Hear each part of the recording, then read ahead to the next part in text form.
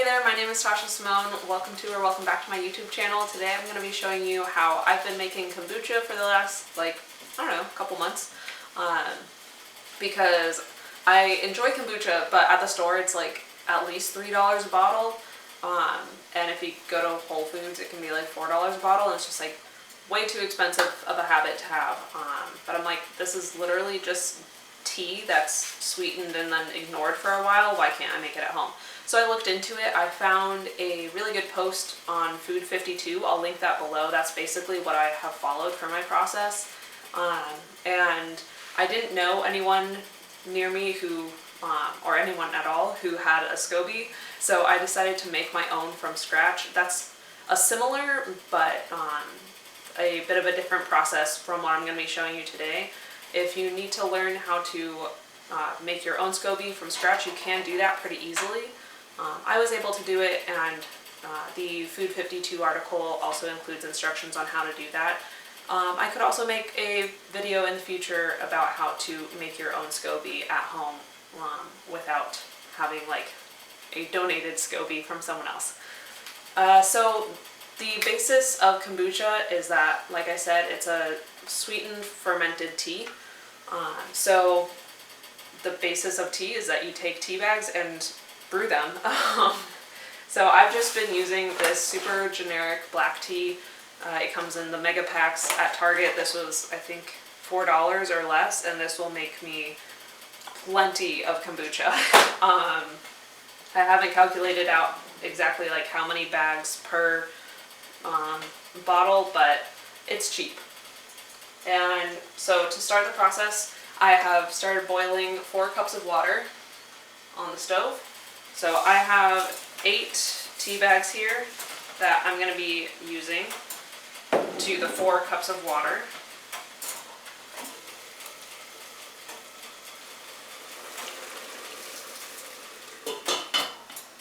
And I'm just going to let that boil and steep for about 20 minutes.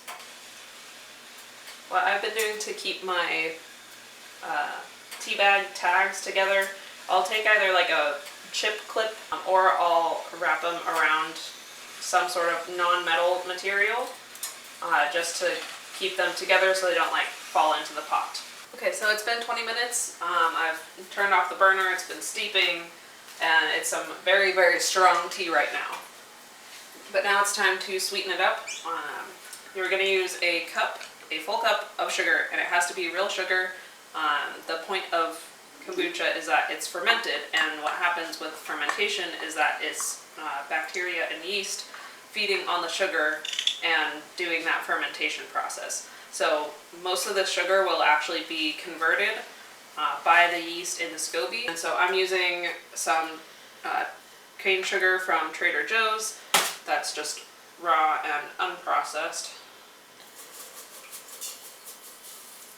And you want to add the sugar while this is still hot because it has to dissolve all that sugar.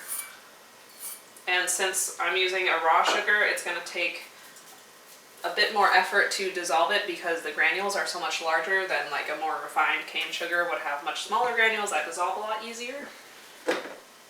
But we're just going to... Forgot to remove the tea bags. So remove the tea bags. And then add your sugar into the mix.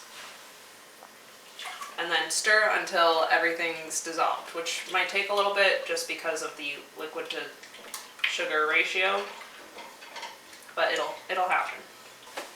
So the next step is to add 64 ounces or 8 cups or half a gallon, however you want to put it, of water. I decided to use my blender, the pitcher of my blender, so I could show all the water in one shot. And this is adding to the 4 cups that's already in there brewed of the tea.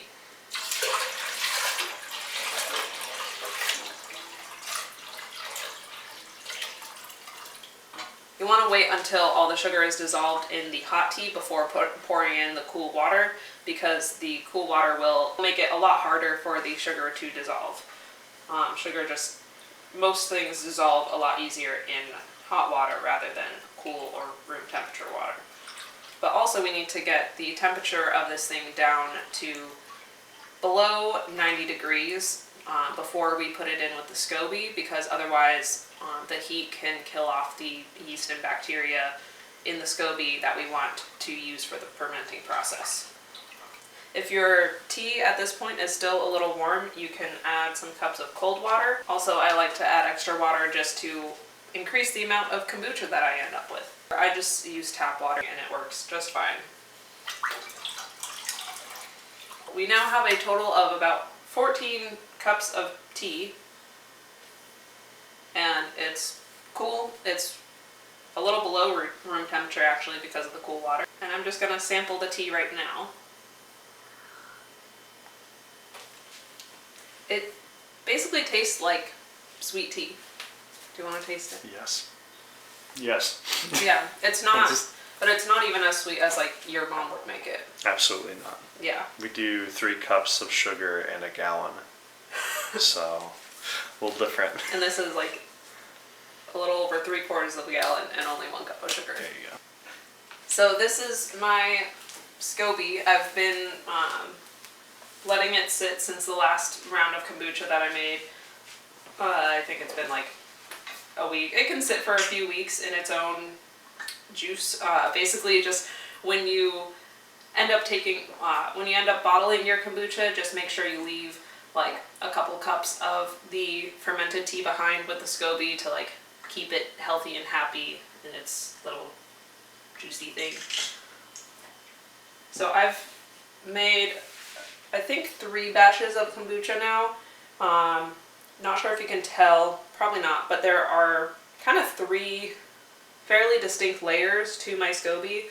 And I've just been making them in here, and I haven't actually taken the SCOBY out. A lot of people will like take the SCOBY out and have like a separate storage container, but since I have this little nozzle, I don't actually have to take my SCOBY out. It's important to keep your SCOBY covered, but you don't want it to be airtight because it needs to be able to breathe and release gases from the yeast, converting the sugars. If you've ever made bread, that will make sense to you. So I use a tea towel. I've heard that cheesecloth is a bad idea because the holes in it are too big. Things like fruit flies can still get in through a cheesecloth. So if you use a tea towel or a recycled t-shirt or something to that effect with a closer knit, then you're gonna be just fine. Honestly, the SCOBY just looks weird. I don't know if I'll ever get over that. I think it will just always look weird and foreign to me. It's just a cluster of yeast and bacteria. I don't think it's supposed to look normal, but it's usually like a white-ish color. If there's black or blue or green spots, that's bad, that's mold. But even some brown is normal. So now I'm just gonna pour the tea I just made into my SCOBY. You could also just pour the tea into a glass jar and then put your SCOBY on top, whatever works for you.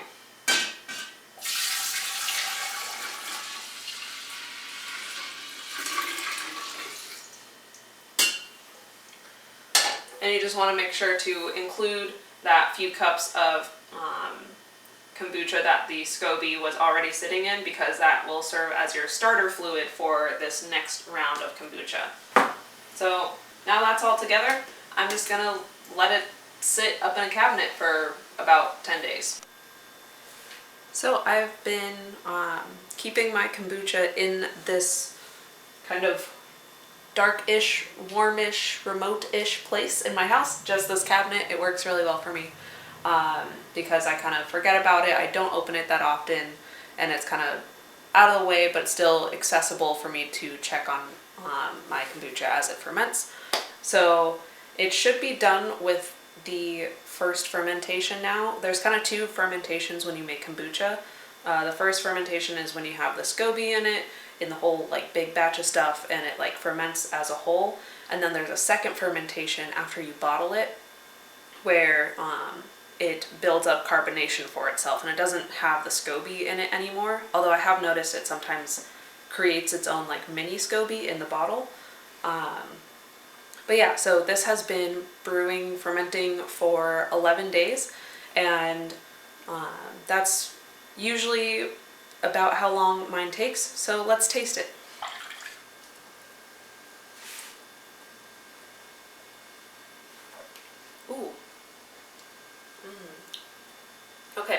I think that's the proper tartness. I think even as the SCOBY ages, the flavor of the kombucha and the strength of the kombucha can change. Start checking your kombucha maybe like day 8, because depending on your specific conditions that you have it in, it's going to ferment slower or faster, and you also can then adjust it to your taste. You don't want to get it over fermented because then you might not like it. But basically just start testing it every day around day 8 or so, even just at a week. Start sampling so you kind of know how the fermentation process is progressing, and then once you like the taste of your kombucha, because some people prefer it sweeter, which is less fermented, some people prefer it tartar or more vinegary, which is more fermented. Once you get to a day where you're like, ah yes, this is the tartness or sweetness of kombucha that I like, then go ahead and bottle to prepare for the second fermentation. You could just buy your own bottles new online, I guess, but I really like recycling and I'm also really frugal, so I have just taken bottles of kombucha that I've that I have drank from the store, and I've just saved those bottles, washed them out. If you use soap to clean it out, you want to make sure that you get any soap residue out, because apparently that can completely kill the fermentation process and you won't get kombucha. Now for the second fermentation, after it's bottled, we want to let that sit out on the counter or like in the same space for another few days to let it carbonate. If you don't want carbonated kombucha, I guess this step isn't necessary, but I enjoy the fizziness of it. I think a lot of people like it kind of in place of soda and things like that. So you'll want to use glass bottles with plastic tops. Metal tops can be reactive unless they're lined, and the plastic will give it a little bit of flex, because when it carbonates it might add a little pressure and you don't want anything to like break or burst. You'll also want to fill a plastic bottle, because if you think about like a plastic bottle of soda, if you shake it up, that carbonation makes it really stiff, and so you'll be able to feel as it starts to carbonate in the second fermentation. You can judge when to put your glass bottles in the fridge by how solid the plastic bottle full of kombucha is.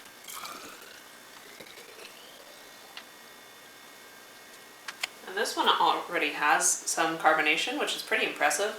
You also want to fill up the bottles basically as much as you can, because the less space that's in there, the more carbonated it's going to get. Because otherwise in the carbonation process it'll have to fill all that extra space with gas first before it starts like incorporating itself into the liquid. I don't know if that's the scientific explanation of it, but I think that makes sense.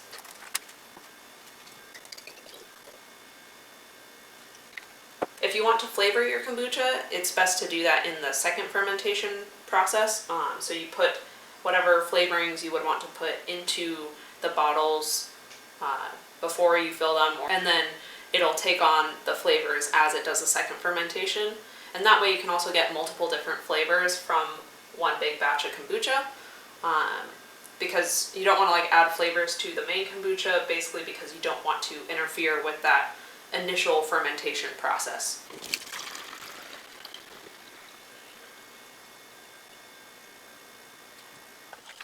So I have my kombucha bottled, and it's time to let it sit for another couple days to do the second fermentation.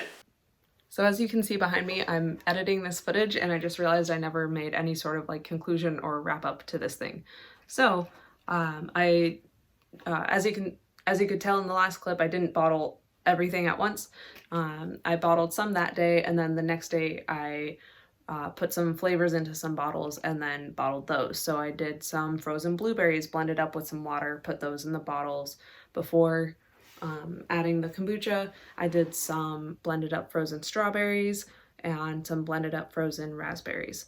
And basically frozen fruit works better because by freezing it, the sugar is like already more available once it thaws down. And that's the important part that I forgot to mention about second fermentation, is that it needs some more sugar to build up and continue to make carbonation via the yeast. Because at this point, since it's been breathing with a tea towel on it through the big jar, it hasn't built up that much carbonation. But if you put it in a closed container with some more sugar, then the yeasts, the small yeast that are coming into the kombucha will then continue to feed on that sugar, and that is what builds up the pressure. So my first round of kombucha, I made the mistake of not adding any additional sugar at all, and the kombucha just kind of went flat. It was still drinkable, it just didn't have any of that extra fizziness that people tend to like out of kombucha. And so then I started experimenting with flavors, and I looked into it more and realized, okay, yeah, we still need to add some extra sugar for the second fermentation. It doesn't have to be a lot, just a little bit. And if you're using natural fruits, then that should already have enough sugar in it. Yeah, then I just bottled up the rest. I think I let these ones sit out for about 4 days until I could tell the plastic bottles were very solid and like the bottoms are starting to push out a little bit. That's how I could tell, like, yeah, these are probably ready to go. And then I just stuck them in the fridge, and I just keep them in the fridge. And sometimes it'll kind of redevelop a little SCOBY film on the top or at the bottom, or just random bits. And especially if you flavored it with natural blended up things, there can be bits strewn throughout. So what I like to do is just take a handy little sieve strainer, and when I'm ready to drink it,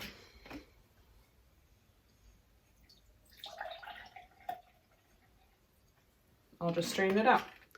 And it's funny, the little strainer will actually get quite a bit of buildup in it, and it'll stop draining through it. So then to continue to drain it, I'll have to like pour it through the sides of the strainer. So there's actually quite a bit of leftover there. I feel like there's probably something I could do with this, but I haven't found a use for it yet. I'm a little scared of it. So far, I've just been putting it in my compost pile because that seems like a good place for it.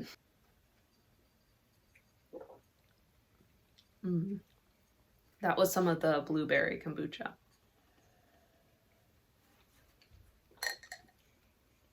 And it just tastes nice. And again, you can experiment around, try different numbers of days of fermentation, both for the first and the second fermentation, and just kind of experiment, maybe bottle like 1 bottle each day of the first fermentation after a week or so, and then experiment like trying a bottle at different periods of time of second fermentation, and just kind of get used to what you like. You can just use sticky notes to indicate which ones were done which days, and you can get a better idea of what flavor of kombucha you like. I hope this video has been helpful to you. Let me know if you try making kombucha yourself. If you want a video on how to make your own SCOBY from scratch, let me know. I could do that in the future. And yeah, I just hope this encourages you to maybe try something yourself. Like, I was so scared to do my own like fermented food thing at home. I was like, am I gonna screw this up? Is this gonna like poison me somehow? So far, it's been fine. So I really encourage you to do it. It's much easier than it sounds. Okay, have a wonderful day and go drink some water. Bye.